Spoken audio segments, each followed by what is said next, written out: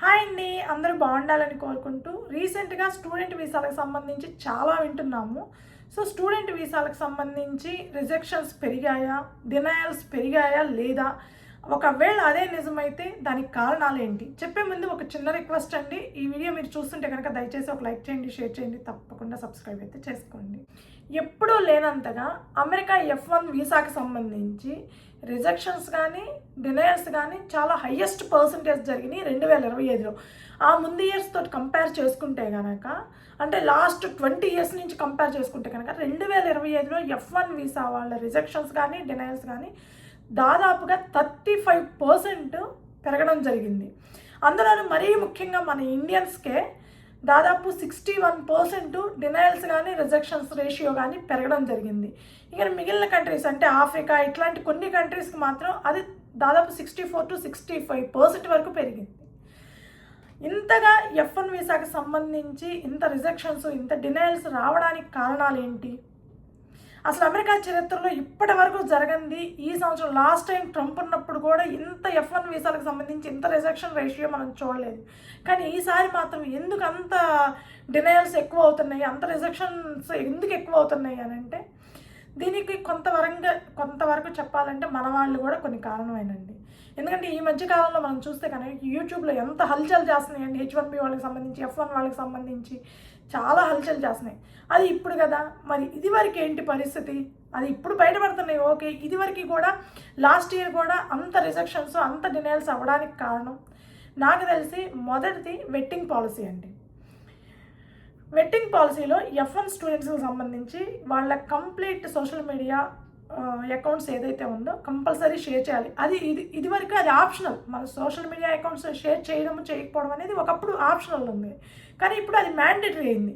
Mandatory అయినప్పుడు వాళ్ళు students యొక్క సోషల్ మీడియా అకౌంట్స్ చెక్ చేసినప్పుడు ఎక్కడైనా సరే ఏదో ఒకటి చిన్న పోస్ట్ అయినా సరే అమెరికాకి సంబంధం లేని వ్యవహారాల్లో, అంటే వారికి సంబంధించి కానీ, లేదంటే టెర్రరిస్టులకు సంబంధించి కానీ, లేదంటే ఫ్రాడ్కి సంబంధించి కానీ, ఇలాంటివి ఏవైనా సరే జస్ట్ షేర్ చేయడం కానీ, లైక్ చేయడం కానీ, లేదంటే పోస్ట్ చేయడం కానీ, అమెరికాని వ్యతిరేకిస్తూ ఎవరన్నా కామెంట్స్ చేస్తే వాటికి సపోర్ట్ ఇవ్వడం కానీ, ఇలాంటివి చేసినా సరే వాళ్ళు మెయిన్గా ఫోకస్ చేస్తుంది వాటి మీదే. సో ఆ విధంగా చాలా వరకు F1 స్టూడెంట్ వీసాలో రిజెక్షన్ రేషియో అయితే పెరిగిందండి. సో స్టూడెంట్స్ అనేవాళ్ళు మనం ఎప్పుడైనా సరే ఏదైనా సరే గతంలో ఎప్పుడైనా సరే పెట్టి మర్చిపోతాం. సహజంగానే సోషల్ మీడియాలో మనం ఏదైనా పోస్ట్ చేసాం అనుకోండి, ఏదైనా లైక్ చేస్తే మనం మర్చిపోతాం. అంత కాన్సన్ట్రేషన్గా అవి మళ్ళీ చెక్ చేసుకొని 1-10 సార్లు చూసుకొని మనం అంత దూరం వెళ్ళాం. జస్ట్ మనం పెట్టిన పోస్టులు చూస్తాము, ఒక్కోసారి అవి కూడా చూస్తాం, లేకపోతే లేదు. సో వాటి వల్ల ఎక్కువగా రిజెక్షన్ రేషియో అయితే బాగా పెరిగిపోయిందండి. రెండవది డాక్యుమెంటేషను. ఈ డాక్యుమెంటేషను చాలా వరకు ఏంటంటే ఫేక్ డాక్యుమెంట్స్ సబ్మిట్ చేయడం. డాక్యుమెంటేషన్ను క్లియర్గా చెక్ చేస్తున్నారండి. ఎప్పుడైనా స్టూడెంట్స్ మీరు ఎలా సర్వైవ్ అవుతారు, మీ దగ్గర ఏముంది, మీ పేరెంట్స్ ఏం చేస్తుంటారని అంటే చాలామంది ఫేక్ డాక్యుమెంట్స్ సబ్మిట్ చేస్తున్నారు. అది ఎప్పటి నుంచో ఉంది. సేమ్ అకౌంట్లు ఏదో ఫ్రాడ్ అకౌంట్లు సబ్మిట్ చేయడము, బ్యాంక్ అకౌంట్లు ఏవో ఫ్రాడ్కి సంబంధించి సబ్మిట్ చేయడం ఎప్పటి నుంచో ఉన్నాయి. కాకపోతే అవి పెరిగే కొద్దీ వాళ్ళు చెక్ చేయడం కూడా ఎక్కువైపోతుంది అనమాట. అందులోనూ ఈ 2025 నుంచి అది ఎక్కువగా చెక్ చేస్తున్నారు. ప్రతి document, each and every document check చేస్తున్నారు. ఏదైనా కొంచెం డౌట్ వచ్చినా సరే టక్కన రిజెక్ట్ చేసేస్తున్నారు. వెంటనే ఆన్ ది స్పాట్ రిజెక్ట్ చేస్తున్నారనమాట. సో డాక్యుమెంటేషన్ అనేది మీరు ప్రాపర్గా చెక్ చేసుకొని లీగల్గా ప్రాపర్గా ఉండేటట్టు చూసుకోవాలి.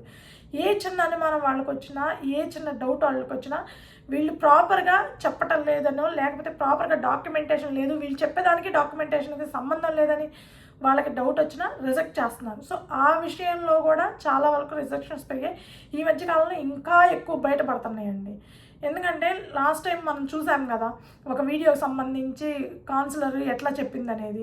సో స్టూడెంట్స్ బ్యాంక్ అకౌంట్స్కి సంబంధించి ఫ్రాడ్ డాక్యుమెంట్స్ సబ్మిట్ చేయడము ఇట్లాంటివి చేస్తున్నారు అని.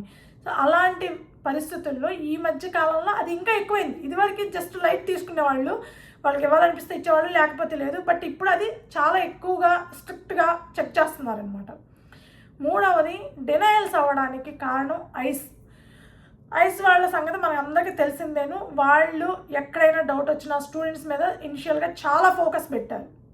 చాలా అంటే చాలా ఎక్కువ ఫోకస్ పెట్టడం జరిగింది. అమెరికాలో చాలామంది వీసాలను డినైల్స్ చేయడం జరిగింది. సెవీస్లోంచి వాళ్ళ రికార్డ్స్ తొలగించడం జరిగింది. చాలామంది ఎవరైతే ఇండియన్స్ అయినా లేకపోతే రిమైనింగ్ కంట్రీస్ వాళ్ళైనా వెనక్కి వెళ్ళడం జరిగింది. ఇలా చాలానే జరుగుతున్నాయి.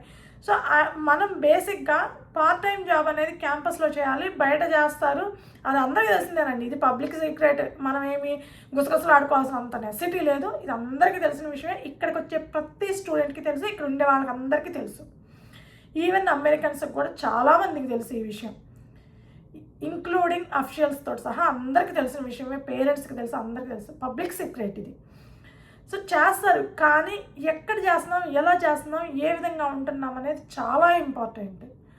మనం పబ్లిక్గా రీసెంట్గా నేను చూసిన ఆ వీడియోలో కూడా అమ్మాయి F1 స్టూడెంట్ క్లియర్గా చెప్తుంది, ఇది మా అంకుల్ వాళ్ళ రెస్టారెంట్, నేను పని చేస్తున్నానని. ఎప్పుడైనా మనకి సంబంధం లేని వాళ్ళు వచ్చి అడిగితే ఫస్ట్ చెప్పే విధానం వేరుగా ఉండాలి. మన ఇన్ఫర్మేషన్ చెప్పకూడదు. ఒకవేళ చెప్పాల్సి వచ్చినా ఆన్ రికార్డ్ చెప్పకుండా ఉంటే బెటరు. చాలా జాగ్రత్తగా ఉండాలి.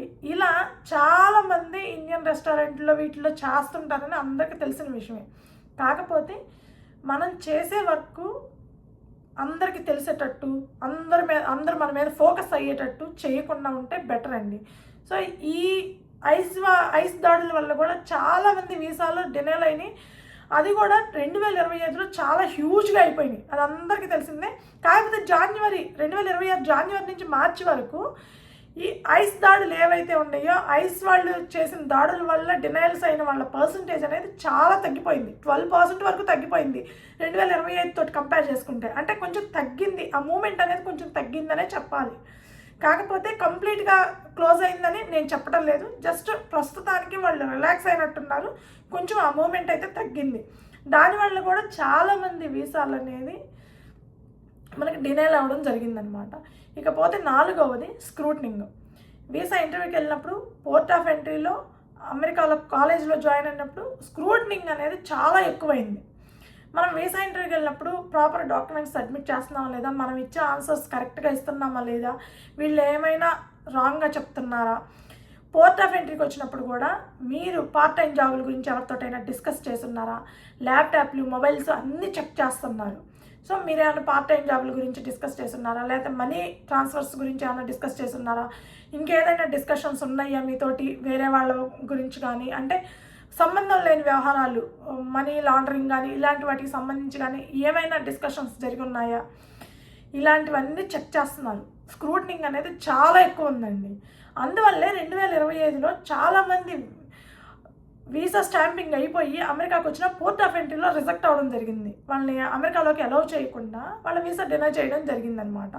సో ఇలాంటివి చాలా రీజన్సే ఉన్నాయి అనమాట. ఇవి మేజర్ రీజన్స్ F1 వీసా వాళ్ళకి రిజెక్షన్స్ కానీ లేదంటే డినైల్స్ కానీ అవ్వడానికి మెయిన్ రీజన్స్.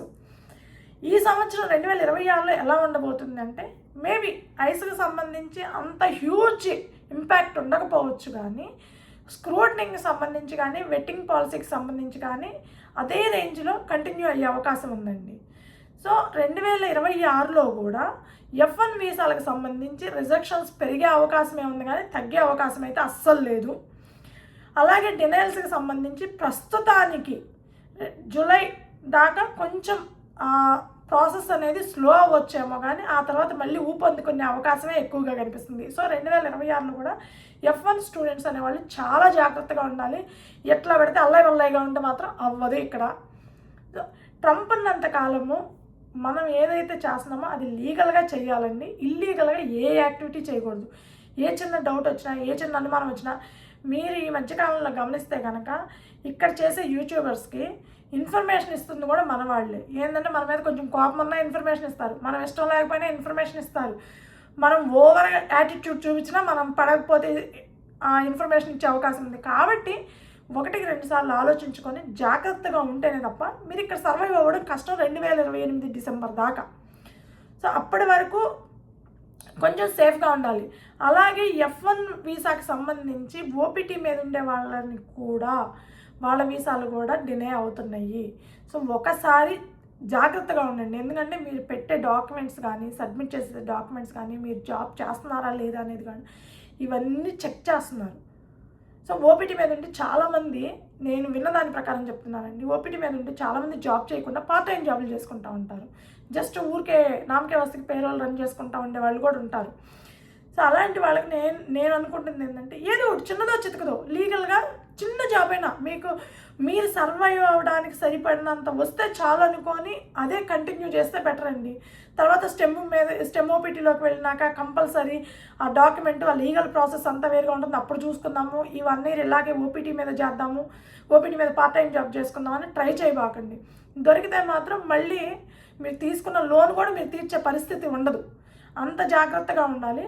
సో F1 వీసాకి సంబంధించి డినైల్స్ అవ్వడానికి, రిజెక్షన్ అవ్వడానికి నాకు తెలిసి ఇవి రీజన్స్ అంటే 2026లో కూడా ఇది కంటిన్యూ అయ్యే అవకాశమే ఎక్కువ ఉంది. 2027లో కూడా ఇలాగే ఉంటుంది. సో 2028లో మేబీ కొద్దిగా లిబరల్ అవ్వచ్చు. 2029 నుంచి మాత్రం మళ్ళీ తండాలుగా వచ్చే అవకాశమే ఎక్కువగా ఉంది. సో ఇదండి F1 వీసాకి సంబంధించి. ఈ వీడియో మీకు నచ్చుంటే కనుక దయచేసి ఒక లైక్ చేయండి, షేర్ చేయండి, తప్పకుండా సబ్స్క్రైబ్ అయితే చేసుకోండి. Thank you.